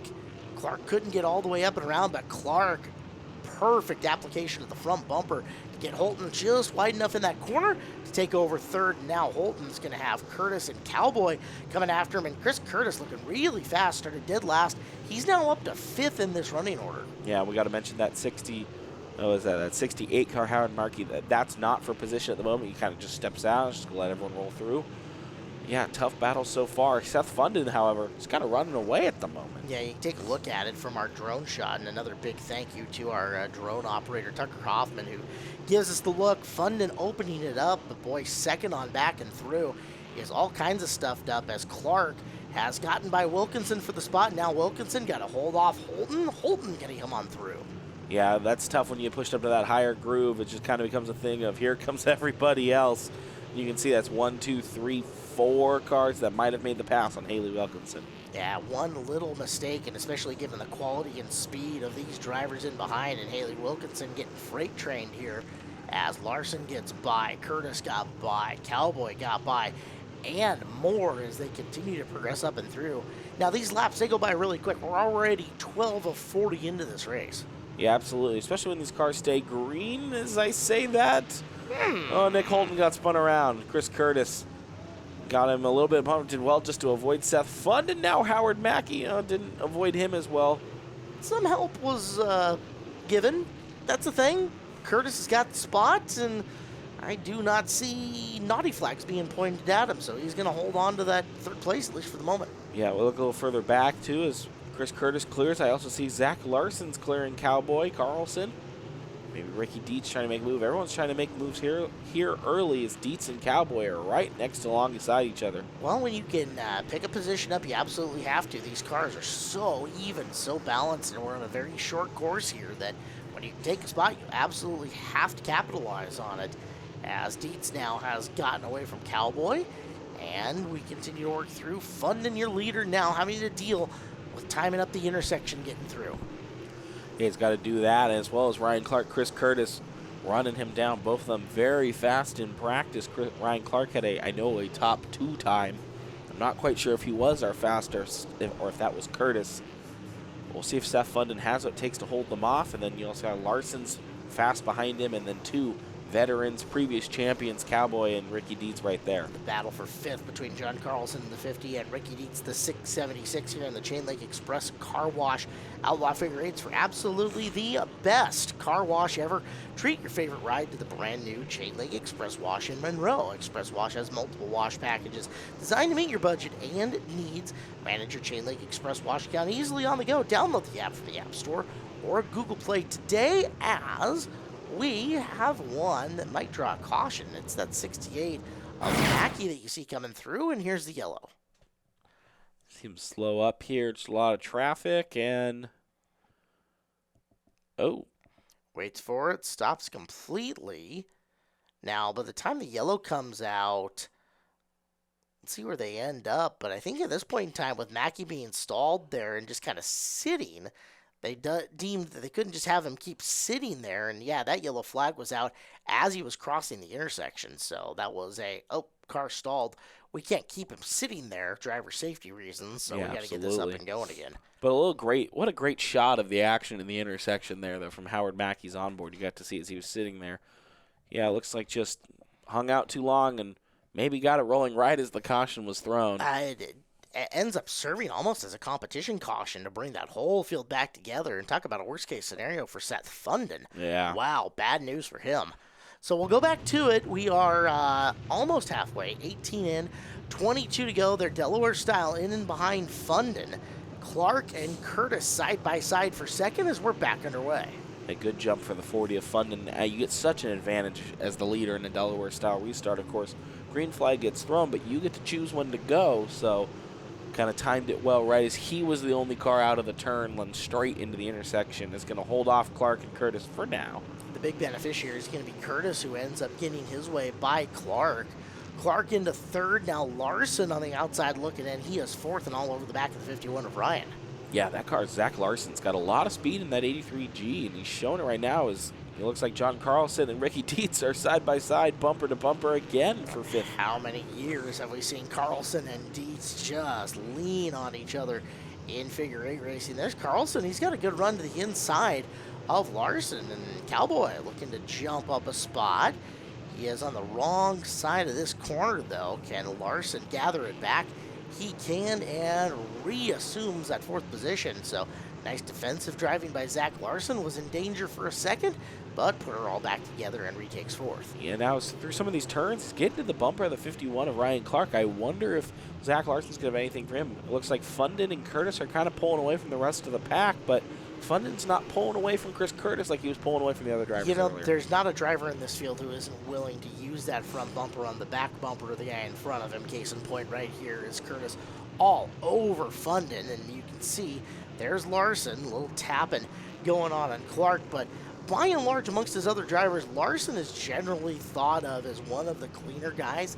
Yeah, you'll get tapped, but very rarely will you get outright moved by Zach, and his fellow drivers think a lot of him for that exact reason. Yeah, and so when you have a driver you know that will respect you, you're going to lay that respect back, and you're going to be aggressive, but you're not going to be overly aggressive, as we're going to go on board with the 676 of Ricky Dietz.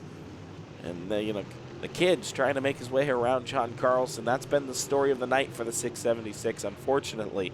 See if he's got something here for the 50, as we're going to have about 15 laps to go.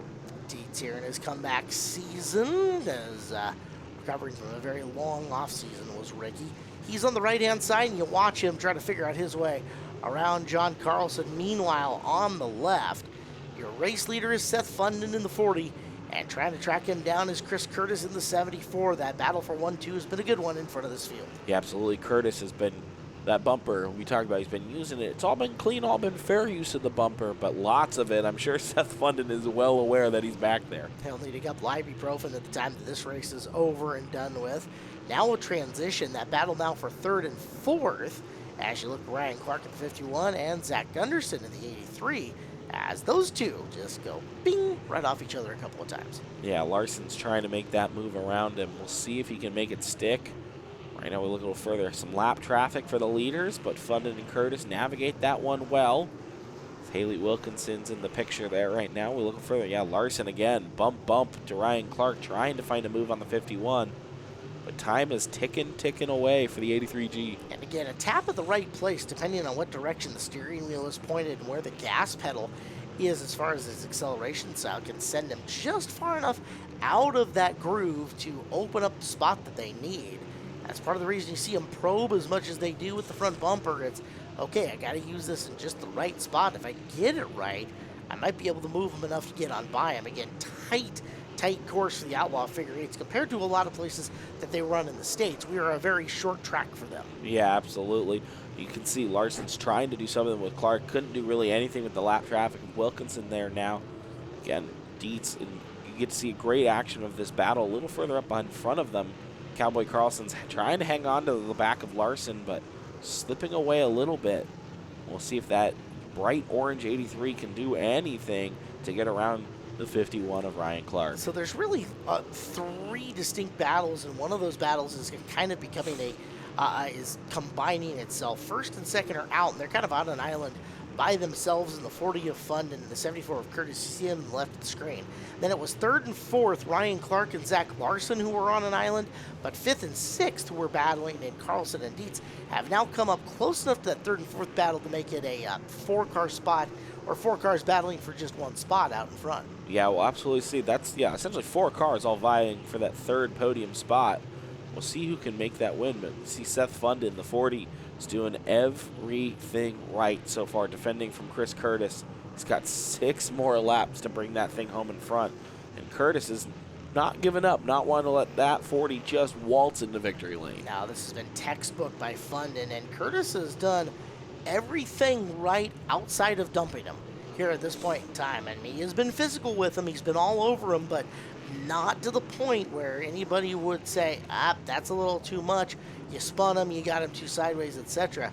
Curtis using the front bumper quite a bit, but Funden has been just right every time he's been ready for it, as that group super close. And now 3rd, 4th, 5th, and 6th are right in on your top 2. Yeah, everyone is closed up. This is going to be some form of a sprint finish almost, it feels like, with one little intersection action gets going or someone gets bumped the wrong way. A chain reaction could completely throw this top 3 out the window. Yeah, and you can really see Funden is saying, okay, Chris, if you're good enough to drive around me, but I'm not giving you a freebie with a chance to drive underneath me. Curtis has yet to swing out of line and give it a shot. Now, the interesting thing for Funden, he shouldn't catch the back of the field, but that intersection has gotten closer every time. He may, and he caught a break there with Wilkinson lifting. I was going to say he may have to breathe that throttle a little more than what he wanted to one of these intersection times through. Yeah, he's only got to hang on, I think, 2 more times through, as they'll see the white flag as he comes by this time. Seth Funden, a defensive masterclass. Does Chris Curtis have anything with 1 more to go? Down through the intersection and into the right-hand turn. Seth Funden has been flawless. 2 more corners with the 74 right on him. And off the final one, give the win. Impressive to Seth Funden. Curtis did everything he could in second outside to dump him to take the spot. And Ryan Clark with a quality third in a physical but fun Chain Lake Express Car Wash Outlaw Figure 8. And hey, Funden get a burner down here on the front straightaway for a couple of seconds. We'll let him put on the smoke show, and then let's go talk to your top 3. Well, that had to be an interesting one for you. You went out to the 3-hour last year at Indianapolis. You remember how the 83G performed. What's it like looking in your rearview mirror? Hello, it's Zach Larson. Well, he was racing me pretty rough there, and when I looked up at the board and saw 10 to go, I'm like, all right, it's going to be a long 10 laps to go. We've been in kind of a slump since last year in the 3-hour and the 1 hour back in Indy, and it feels really good to get back up on this podium finally and have a good result for the team. Chasing down the number 74, a teammate of yours there in the closing laps. Saw you give at least one shot to the back of him. What do you think you needed to get around?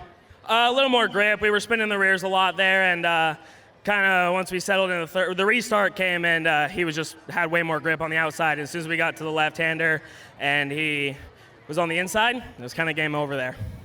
And who would you like to thank for getting this 51 machine out here?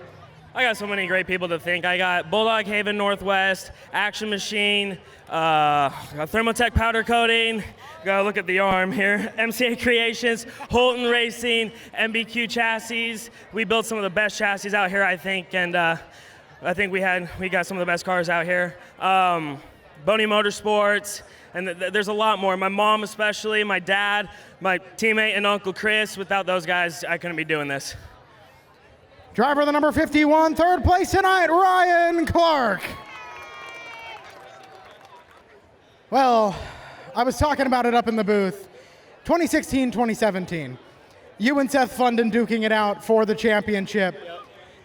Is that going through your mind here as you're winding down these laps, chasing down the same driver? You know, the thing is, I'm just out here having fun this year. I'm really not paying attention to the points, don't really care. But you know what? If it comes down between he and I'm happy to do it, man. 1 point last time, it can be 1 point either way this way, as long as we're having fun racing each other. It's all that matters.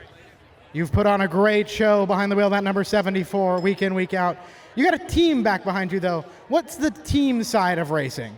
Oh, man, I tell you, we're all this group, this team, Boney Brothers Racing, MBQ Motorsports, MBQ Chassis, I'm telling you, we spend in and out every single week working on these things, trying to do nothing but make them better. And that's all we're trying to do here is make them better, and we're doing that this year. It does seem like it's paying off. Anyone else you'd like to thank for your performance tonight? First off, Jerry and Steve Boney for letting me drive this thing. My wife, she always stands behind me. All my sponsors, I got Bulldog Haven Northwest, Thermotech Powder Coating, MCA Creations. You need a cup, she can make it. Anything you want.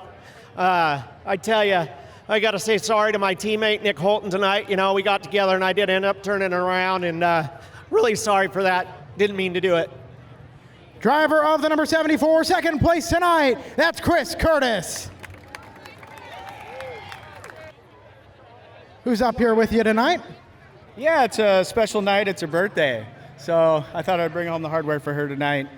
Man, I just got to say, racing with these guys, they're the best in the state, in my opinion, best in the country.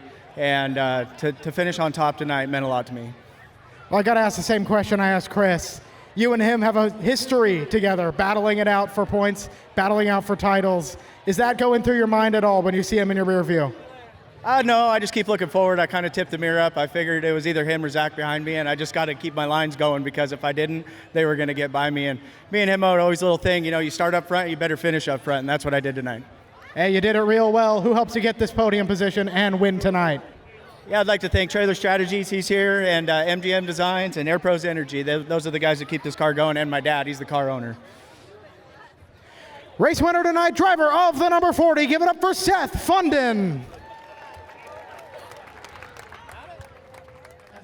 Once again, we thank you for spending your Sunday night here with us, letting us entertain you here on Home Track Heroes from Evergreen Speedway on Seattle 11. My name is Caleb Hart. He has been I'm in our show, brought to you by Gene Johnson Plumbing, Heating, Cooling, and Electrical. We have got the sprint cars finally out on the racetrack, Ben. the fastest cars you will see at Evergreen Speedway all year long for their A main event. Their lineup looks like this. Yeah, the 12 car of Cameron Neisinger out of Tulalip, sponsored by Granite Construction, leads us alongside the 63 of Marty Rossler out of Burien. Behind them, row number 2, it is Greg Middendorf in the 4 out of Snohomish, Middendorf Motorsports.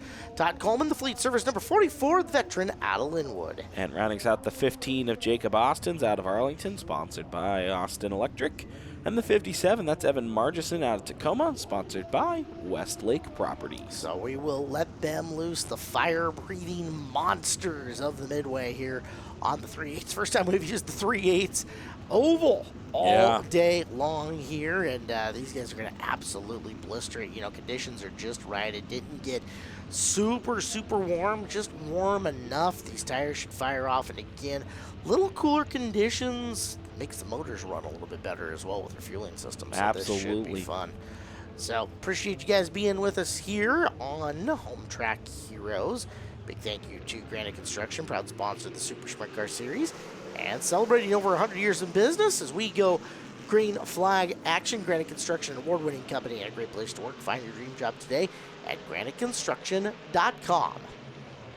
Neisinger going to start out to the early advantage. It's Rossler, the multi-year veteran. Heck, he's got the name on a bunch of t-shirts as, I don't know, Apple Cup and Fall Classic winners and stuff like that. So Marty has gotten the job done, focusing on open wheel here in the twilight years of his career, and he's running second at the moment, the 63. Yeah, trying to run down Neisinger. Todd Coleman in the 44 is slotted well into third. We'll see if one of those cars from further back can make a charge at them. As the 63, little contact with the 12. Saw him push it big going into the corner, and Marty is not afraid to be aggressive. He does have pavement midget wins here over the last 5 years with the Northwest Focus midgets. He has to get out of line a little bit, and that's going to allow Coleman a chance to go to his outside. Todco thinking he's got a run on Rossler, looking for second, and heck, he's close enough to bid for the lead going into turn number 1. Yeah, great move there from the 44. He might try to make it in one run as he cleared Rossler and immediately stepped alongside Neisinger. And the 44 does clear him as we come back to the line. 2 cars in one run for Todd Coleman and into the lead. Speaking of 2 for 1, there's Evan Margison who goes from 4th to 2nd in one corner. Saw the gap open up down low, made the pass. So Margison has worked his way to 2nd, and there's Rossler. And Rossler really almost driving that thing with a dirt car. Look how far out he's letting that rear end step on it before gathering it back together. And Cameron might have some problems here in the 12 car as it looks like he has fallen off the pace a bit. Yeah, just a big slide further back, so something must be up with that car. Feel rough for Neisinger because he was having a good run so far. Our former big sprint show in August winner in Cameron Neisinger and former track champion as well is fighting the mechanical bug here in this one as you get a look from the drone shot. And here on the front straightaway, Coleman, Margison, and Rossler 1 through 3 in the race for third starting to get good. Here comes Middendorf trying to run him down. Yeah, trying to run him down. We'll see if he can. Got kind of held up maybe there by Neisinger, kind of sliding about. Neisinger doing well, unfortunately. When they was doing well earlier, unfortunately, like I said, he slid to the back. But Rossler cemented himself for third, and now Austin and the 4 of Middendorf might be trying to battle it out. Jake Austin, we talked about the Focus Midgets. He's a Focus Midget graduate who's been running here with us in these Granite Super Sprints for a couple of seasons, a couple of car lengths back of Middendorf and trying to time up a pass of his own. 5 car lengths down the back straightaway, but watch him gather it in and close in the middle of the corner. Both drivers washing up as they're not holding the bottom well, as Middendorf is trying to close back in on Marty for third. Yeah, haven't seen the leaders in a while. Coleman and Margison just kind of pulling away. This is the best battle on track right now. It's Rossler and Middendorf. They go back to the line right now. Rossler still has a nice little bit of a gap back to the 4 car, but we'll see if Middendorf has anything. These sprint cars can close a lot of gap in a short amount of time. It doesn't take much. One little bobble and you can make up tenths of a second, lickety split just like that. So, and we have seen it here on Home Track Heroes where half a straightaway lead evaporates in the set of 1 corners depending on how it's going, as Middendorf continuing to try to run down Marty. That is the race for third as we are, closing in on halfway here. Yeah, these cars go fast. We talked about that. The power to weight ratio on these things is incredible. as the 4 of Middendorf starting to close that gap back to Marty Rossler ever so slightly. He's got 15 laps, trying to clear the 63 for the final podium spot. And here's something to consider as well. Nobody's cars change more of the course over short runs than these sprint cars do. Take it on just knowledge of mine as an open wheel fan. When fueled properly, these motors may be going through as much as half a gallon of fuel per lap. That fuel weighs ballpark 8 pounds thereabout per gallon, so they're losing 4 pounds of weight over those back tires every time they go around. Can you imagine the handling change as that race gets long? Yeah, you're going to get looser and looser and looser as they go around. You can see here's that change potentially. Evan Marchison has closed up to Todd Coleman a big time and is now looking to make a run on the 44. It's part of the reason you'll see these guys actually set up to be a little extra snug early in the race. That way when that weight burns off, the car is handling better, at least for a little while, say like mid-portion till the very tail end of the contest. Right. Coleman and Marchison, it has been a few years since Coleman was on the top step of the podium here. Marchison, on the other hand, one of the most decorated open-wheel drivers in the entire Pacific Northwest. This guy, pavement sprint car wins, pavement open midget win, dirt focus midget win, dirt sportsman win, dirt 360 win, wingless dirt 360 win. So 6 different divisions of open-wheel cars in the Northwest this guy has won, and he is an absolute stud. Wow. And he is bidding for the lead right now on Coleman with just 9 laps to go. Yeah, they're starting to close up on a car in front of them. Not quite sure who that might be at the moment, but that traffic might start to play a factor here for one of these for our leader Coleman and our second place runner trying to close the gap, Marchison. Ooh, almost had him there. Yeah, big bid by Marchison as they're coming in the back. It's Neisinger whose lap car is going to be a factor here. And these cars do not tail each other around nose to tail very well. A lot of turbulence, a lot of what we'll call dirty air coming off the back of them because of the big top wings. As, we've got problems on the Rossler 63. Rossler 63 showing lots of flame in that car as you'll stop here on the front straightaway and we'll go to red flag condition. Oh man, Rossler 63 up some flame there. We'll see if the driver gets out of that quickly. And there comes our safety crew in quickly to assist the 63 of Marty Rossler. You see the driver climbing out there. Now let's take a look on the back from the drone shot. Oh, yeah, caught fire early and carried that around the turn. We saw another driver there. I think that's Austin had to dip down, or maybe that was Middendorf had to dip down to the grass. Yep. And one of the things, these drivers are not running on pump gas. These guys are running on methanol. So they are alcohol fueled out there. There starts the spark. There comes the rest of the flame as Rossler gets in and around. He'll pull her to a stop as quickly as he can. And, you know, he's already started the process of getting belts off within that race car. So Rossler, as it comes to a stop, working on getting his way out. And good news, at least from what we understand for our safety crew, is that Marty did walk away from that under his own power. Yes. We'll get the 63 car off the track, and we're going to have a little shootout here over the last few laps. Yeah, we will. Just a lap underneath what would be a heat race potentially for these guys. 7-lap shootout for Coleman and Marchison. We'll see which one of them can hold on. And maybe, hey, Middendorf closes up, and we'll see what Neisinger can do now. So there, I think we lost Jake Austin somewhere in there as well. We did. I can't begin to tell you what a huge advantage it is starting next to a driver in a sprint car as opposed to in and behind a driver in the sprint car for those exact dirty air reasons that I gave you. Now, Coleman, guns are up early. Here comes Marchison, who's now going to have to get in behind him and find a way to deal with the turbulence that Coleman is kicking off. They go through the speedy dry that's on the racetrack that'll make things a little bit harder to handle. Marchison trailing around Coleman and looking for a way around him here with 6 to go as Coleman looks to hang on. Yeah, we'll see if Marchison has anything for him. That dry, that track dry is just, we're getting a cloud of it every time these drivers come by, but that'll start to blow by. And hey, if there's a car to blow track dry off the track, it's going to be these sprint cars, those big tires and the speed they're rolling. We'll see how long that affects these drivers. You can look at it and that spark that's showering off as the driver's getting down into their suspension as they dip into turn number 3. 4 laps to go. Coleman looking to hang on here for Home Track Heroes glory in the Granite Super Sprints. It's Marchison in and behind him by 2 car lengths. He's got the car speed. The question is, can he find the line to get around Coleman? Was that little breather everything that Todd needed to make one last big run, one big muster here at the very end? We're going to find out in 2 more laps. Yeah, we talk about how hard that dirty air is coming off the 44 of Coleman. Margison's going to have his work cut out for him as they come around. It'll be white flag at the time by. The 57 is closing up in the turns, but is losing him in the straightaways. That's not a lack of speed. That just might be the wash of the air, if not more. White flag in the air. We'll see. Does Margison have anything for Coleman? Altered his path into turn number 1, shows a nose, but Coleman gets by. Coleman with literally thousands of laps here around Evergreen Speedway. Did he find the move? Can he hold him off? Margison one more time? No can do. It's Todco taking the win over Margison. Wow. And third to Middendorf. Congrats to the veteran Todd. Let's go trackside to talk to your top 3. All right, third place tonight. Talk me through. Red flag had to restart with 7 laps. What goes through your mind when you're looking at just a little bit less of a heat race to finish it? Well, first of all, I had to get through the fireball. And, the track got real slick there. But, you just got to – it was the same for everyone. We had 7 laps to go, so you got to do it.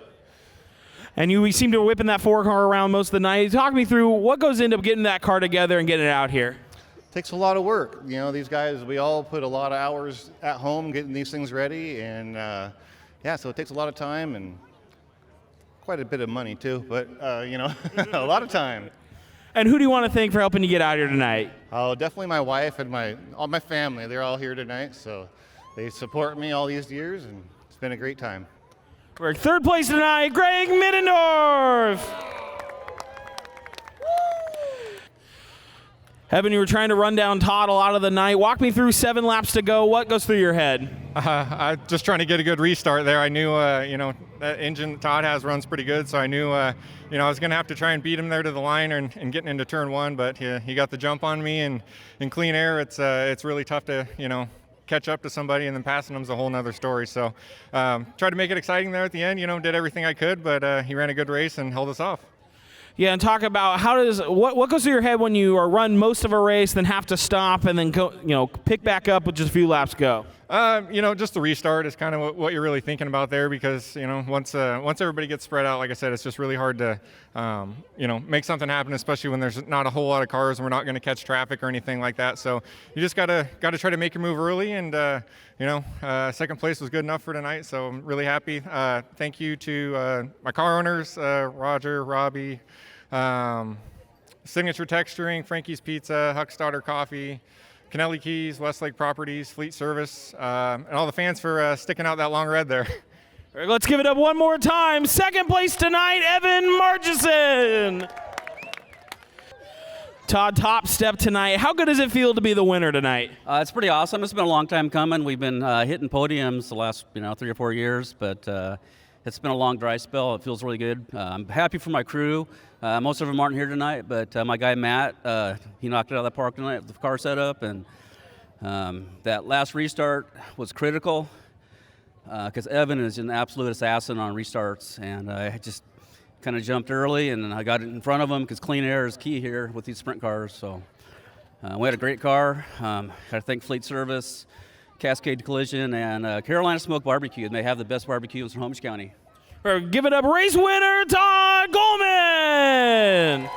Well, Ben, that was a heck of a way to finish off our show. What a great sprint car race that Yeah, was. absolutely. A battle to the end. We saw someone using the dirt almost and the curb, just trying to do anything to get around Todd Coleman. Congrats to him, though, for bringing it home. And a fun show overall between all of our figure 8 divisions that we had here this week and the Hornets on the road course. A little bit of something for everybody, right? Yeah, absolutely. Oval action, Das Boot, as well as lots of figure 8 action. The intersection was hot tonight. So I'll tell you what, next week's show is going to have a little something for everybody as well. Tune in here at 5 o'clock here on Seattle 11. Central Welding Twin 70s and Drivers Reunion Nights coming up. Pro Late Models, 2 70-lap A-main events. That's coming up here on next week's show. Next time you guys can be in the stands is Saturday night the 22nd. The street stocks are going to be in the house, but here's the really cool thing.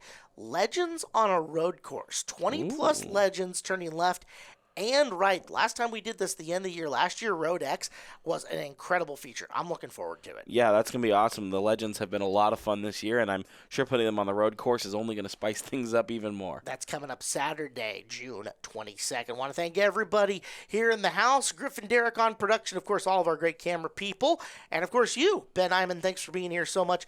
My name is Caleb Hart. You guys set the DVR, set the timer, whatever it is. We'll see you next Sunday, 5 o'clock here on Home Track Heroes on Seattle 11.